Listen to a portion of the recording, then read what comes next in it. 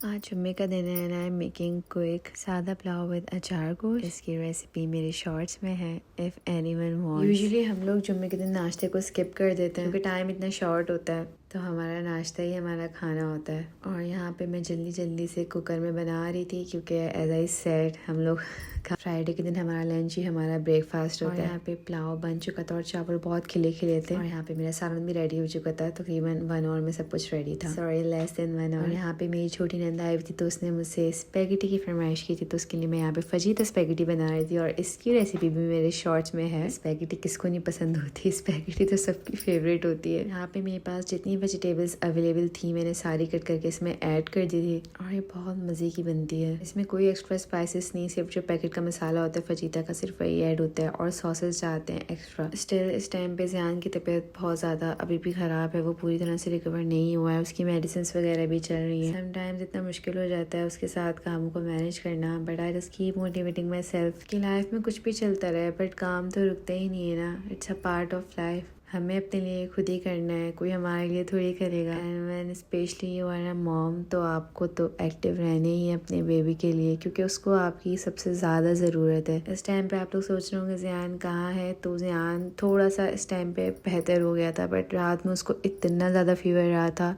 तो जब उस टाइम पे थोड़ा सा बेटर हुआ था तो वो अपनी एक्टिविटीज़ में इंगेज हुआ था। इसकी एक्टिविटीज़ भी क्या होती हैं, टॉयज़ वगैरह, या कभी कभी अभी उसकी तबीयत सेट नहीं चल रही है तो वो बिल्कुल निढाल होकर लेटा हुआ होता है। और फिर इस टाइम पे थोड़े टाइम बाद शाम होती है, वो सो जाता है और ये शाम का ही टाइम हो रहा था। खैर यहाँ पे मैंने जल्दी जल्दी से स्पेगेटी रेडी की क्योंकि उसको कहीं जाना था, so I had to do all things quick. और यहाँ पे मेरी वेजिटेबल्स भी रेडी हो चुकी थी और चिकन भी गल चुकी थी, तो उसी में मैंने वेजिटेबल्स ऐड करके सारे मसाला जो भी था ऐड करके उसको मिक्स कर लिया था।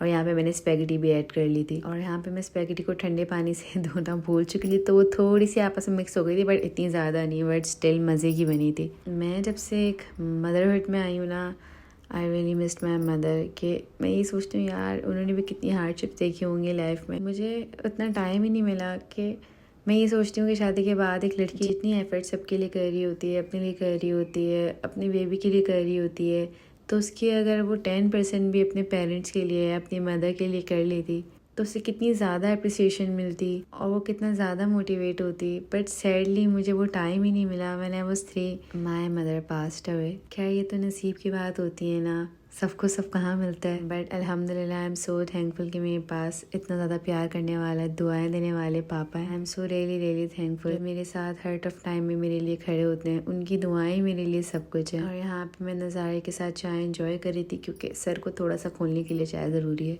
एंड आफ्टर ऑल ये मेरे मुर्गे हैं जो कि जो है ना बड़े मज़े कर रहे होते हैं इस टाइम पे, शाम के बाद इन्होंने बंद हो जाना होता है। और यहाँ पे मैं कोशिश करी थी कि मुर्गों को पिंजरे में डाल दूँ,